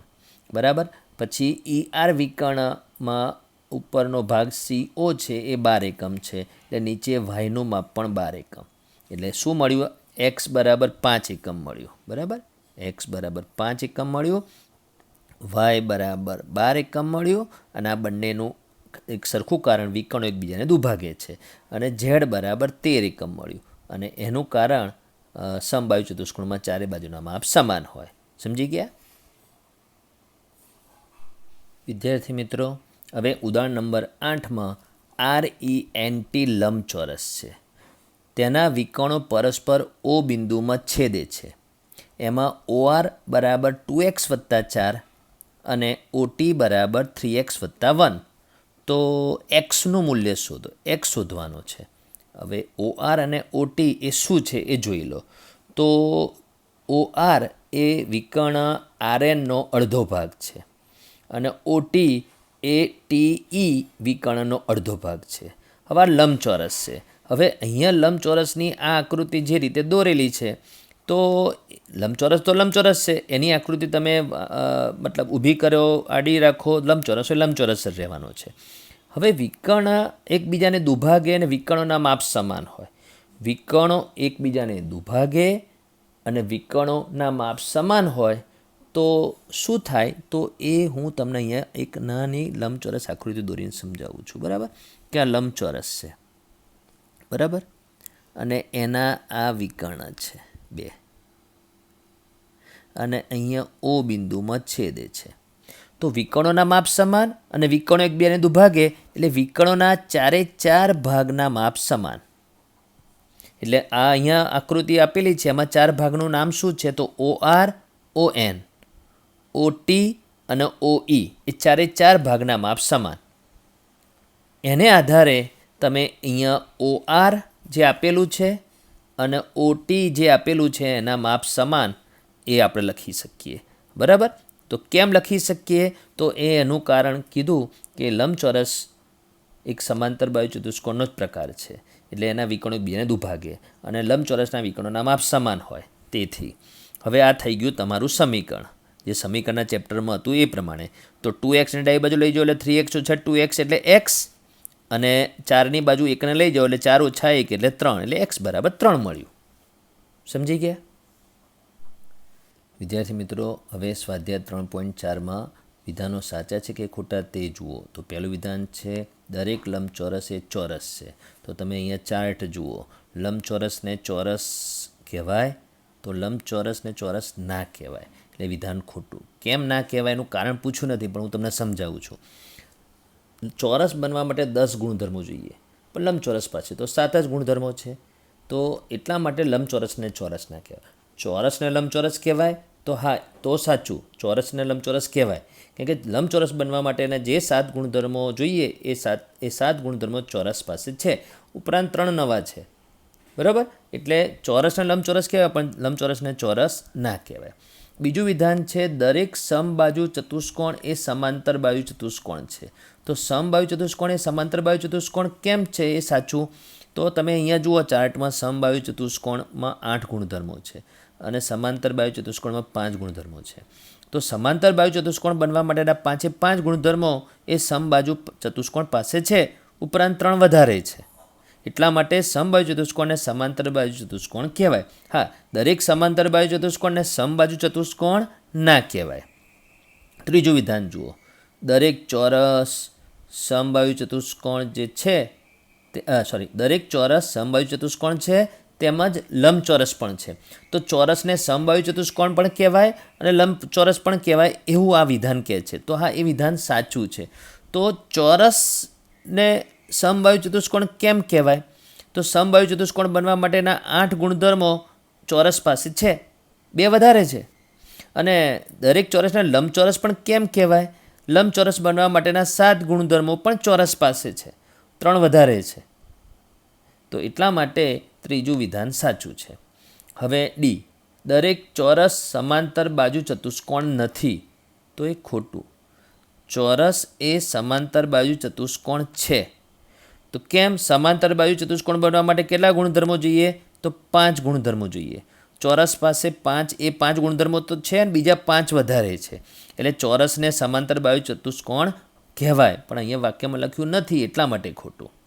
હવે ઈમાં જે છે કીધું છે, પહેલાં આપણે આ બીજું રેડ કરેલું જે છે ને એ કાઢી નાખું. બરાબર? તો અંદરના ગુણધર્મોની સંખ્યા પણ હવે મેં કાઢી નાખી, પણ એ યાદ હોવી જોઈએ. હવે ઈમાં શું લખ્યું? દરેક પતંગાકાર ચતુષ્કોણ એ સમબાજુ ચતુષ્કોણ છે. તો પતંગાકાર ચતુષ્કોણને સમબાજુ ચતુષ્કોણ કહેવાય? તો પતંગાકાર ચતુષ્કોણને સમબાજુ ચતુષ્કોણ ના કહેવાય, પણ સમબાજુ ચતુષ્કોણને પતંગાકાર ચતુષ્કોણ કહેવાય. તો આ જે ઈ છે એ ખોટું છે. પતંગાકાર ચતુષ્કોણને સમબાજુ ચતુષ્કોણ ના કહેવાય, એટલા માટે ખોટું. પછી એફ, દરેક સમબાજુ ચતુષ્કોણ એ પતંગાકાર ચતુષ્કોણ છે. હમણાં હાલ જ મેં વાત કરી કે પતંગને સમબાજુ ચતુષ્કોણ ના કહેવાય, પણ સમબાજુ ચતુષ્કોણને પતંગ કહેવાય. કેમ કે પતંગાકાર ચતુષ્કોણ બનવા માટેના જે ગુણધર્મો જોઈએ એ સમબાજુ ચતુષ્કોણ પાસે હોય છે.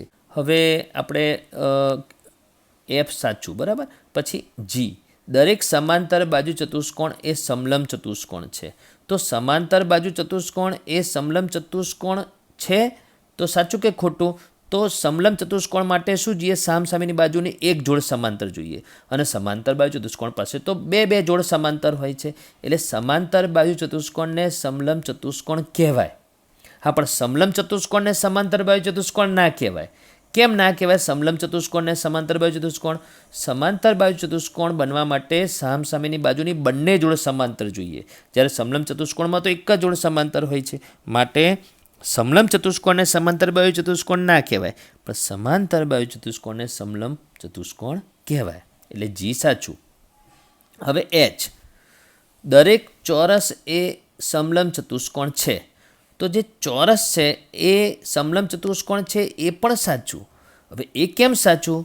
કેમ કે ચોરસની પાસે 10 ગુણધર્મો છે, એમાં 10ની વાત જવા દો, સામસામેની બાજુની બંને જોડ સમાંતર છે. હવે સમલંબ ચતુષ્કોણ થવા માટે સામસામેની બાજુની એક જોડ સમાંતર જોઈએ.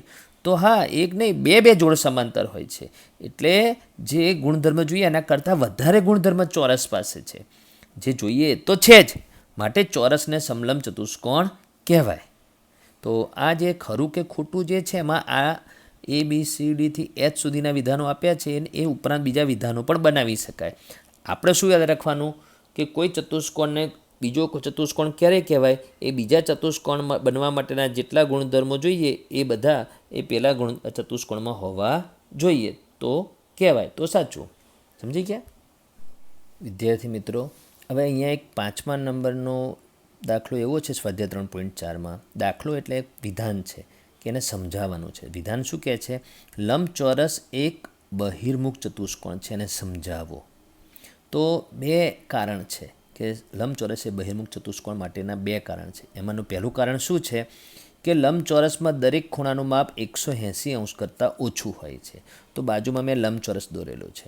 હવે લંબચોરસને તમે ઓળખો જ છો કે લંબચોરસના 4 ખૂણાના માપ સમાન હોય છે, 90, 90ના માપના. એટલે બધાનું માપ 180 અંશ કરતાં નાનું હોય છે. તો 180 અંશ કરતાં નાનું હોય એટલે બહિર્મુખ ચતુષ્કોણ કેમ કહેવાય? તો એનું કારણ માટે તમે નીચે આકૃતિ જુઓ. તો આ ચતુષ્કોણ અંતર્મુખ ચતુષ્કોણ છે. હવે અંતર્મુખ ચતુષ્કોણ મેં તમને આગળ સમજાયેલો છે. હવે એમાં જુઓ, ખૂણા Cનું માપ 180 અંશ કરતાં મોટું છે. તો અંતર્મુખ બહુકોણ હોય એમાં કોઈ એક ખૂણાનું માપ 180 અંશ કરતાં મોટું હોય જ. એટલે એક જગ્યાએ વિકર્ણ બહાર આવતો હોય, બરાબર, એક વિકર્ણ જો બહુકોણની બહાર આવતો હોય તો એક જગ્યાએ 180 અંશ કરતાં મોટું માપ હોય. તો એક કારણ એ કે લંબચોરસમાં દરેક ખૂણાનું માપ 180 અંશ કરતાં નાનું છે. અને બીજું, એના બંને વિકર્ણો લંબચોરસના અંદરના ભાગમાં જ છે. તો તમે આ લંબચોરસ જુઓ, બંને વિકર્ણો અંદર છે. એટલા માટે લંબચોરસ એ બહિર્મુખ બહુકોણ એટલે બહિર્મુખ ચતુષ્કોણ છે. વિદ્યાર્થી મિત્રો, સ્વાધ્યાય 3.4નો આ છેલ્લો દાખલો છે. એટલે આ ચેપ્ટરનો પણ આ છેલ્લો દાખલો છે. પણ દાખલા કરતાં આમાં જુદું છે કે તમારે સમજાવવાનું છે, સાબિત કરવાનું છે. આપ્યું છે શું તે જુઓ. કાટકોણ ત્રિકોણ ABC આપેલો છે અને એમાં કાટખૂણાની સામેની બાજુનું મધ્યબિંદુ O છે. એટલે આ જે છે આકૃતિ એ કાટકોણ ત્રિકોણની તો દેખાતી નથી, એમાં તો વધારે છે. તો આમ તો રકમ પ્રમાણે આટલું જ આપ્યું છે કે કાટકોણ ત્રિકોણ આપેલો છે ABC, એમાં ખૂણો 90, એની સામેની બાજુ ACનું મધ્યબિંદુ O, આટલું આપેલું છે. અને સાબિત શું કરવાનું છે, શું બતાવવાનું છે કે જે O બિંદુ છે, જે એ કાટખૂણાની સામેની બાજુનું મધ્યબિંદુ છે, એ A, B અને C શિરોબિંદુથી સમાન અંતર આવે છે તે સમજાવવાનું છે. બરાબર, કે શિરોબિંદુઓ A, B અને Cથી બિંદુ O કેવી રીતે સમાન અંતરે આવે છે તે સમજાવો. તો એ સમજાવવા માટે તમારે આ જે ત્રિકોણ છે, બરાબર, આ કાટકોણ ત્રિકોણ એ અહીંયા હું રેડ કલરથી બતાવું એટલો આપેલો છે. બરાબર, તો આ કાટકોણ ત્રિકોણમાં આ રેડ કલરથી જે આપેલું છે એ સિવાયનું બધું એકસાથે દોરી નથી દેવાનું. બરાબર, એટલે વારાફરથી તમને હું આગળ બતાડું છું. હવે બીજું શું આપેલું છે? O એ મધ્યબિંદુ આપેલું છે ACનું. એટલે મધ્યબિંદુ આપેલું છે એટલે પહેલેથી જ ખબર છે કે OA અને OCના માપ સમાન છે. હવે તમારે આ જે BO છે, BO એને કિરણ કરીને લંબાવવાનું છે. આમ કરીને લંબાવવાનું છે. કિરણ BOને લંબાવવાનું છે. ક્યાં સુધી? D સુધી જ લંબાવવાનું છે. મેં તો વધારે લંબાવ્યું, પણ D ક્યાં લેવાનું? પાછું લંબાવવામાં D ક્યાં લેવાનું? BO બરાબર OD થાય. BO બરાબર OD થાય તેટલા અંતરે બિંદુ D લેવાનું છે. એટલે બિંદુ D રકમમાં નથી આપ્યું, એ એવી રીતે લેવાનું છે કિરણ BO પર, અને BO બરાબર OD થાય. અને પછી જે બિંદુ D મળે એને A સાથે અને C સાથે જોડીને તમારે એક આકાર બનેલો ચતુષ્કોણ બનાવી દેવાનો છે. ત્યારે ચતુષ્કોણ બનશે. જેટલું હું બોલ્યો એ હવે અહીંયા લખેલું છે એના આધારે સમજાવું. તો આ જે દાખલો છે એની શરૂઆત અહીંથી થાય છે સમજૂતીની. બરાબર, તો આકૃતિમાં BO જે છે એ કિરણ BO છે, એ કિરણ BOને તમારે લંબાવવાનું છે. કિરણ BOને D સુધી લંબાવવાનું છે કે જેથી BO બરાબર OD થાય. બરાબર, કે જે મેં એને અહીંયા આ ડબલ નિશાનીથી બતાડી દીધું કે આ BO બરાબર OD થાય. બરાબર, પછી હવે CD અને ADને પછી દોરી દો. તો આ જે તૂટક છે એને જોડી દો અને ADને બી જોડી દો. એટલે ચતુષ્કોણ ABCD તૈયાર થશે.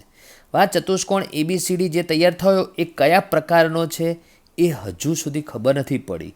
તો એમાં ચતુષ્કોણ ABCDમાં AO બરાબર OC આપેલું જ છે, રકમ જ આપેલું છે, જે અહીંયા મેં હવે હું ગ્રીન કલરથી બતાડું છું કે એ આપેલું જ છે. આ AO બરાબર OC એ તમને રકમ જ આપેલું છે, બરાબર. અને એના નીચે જે લખ્યું છે BO બરાબર OD અને પછી એમાં 3 ટપકા કરીને રચના લખેલું છે, તો આ રીતે જે 3 ટપકાને કારણ કે કહેવાય. તો આ રચના એટલે આપણે દોર્યું એના આધારે BO બરાબર OD, જે હવે અહીંયા હું ગ્રીન કલરથી બતાડું. BO બરાબર OD એ આપણે એ પ્રમાણે આકૃતિ દોરી. તો એના આધારે તમે શું મળ્યું કે અહીંયા જે વિકર્ણ બને છે, ચતુષ્કોણ બન્યું એમાં 2 વિકર્ણો બને છે, એના બે સરખા ભાગ થાય છે. એટલે એનો અર્થ થયો કે દુભાગે છે. એટલે ચતુષ્કોણ ABCDમાં વિકર્ણો પરસ્પર દુભાગે છે.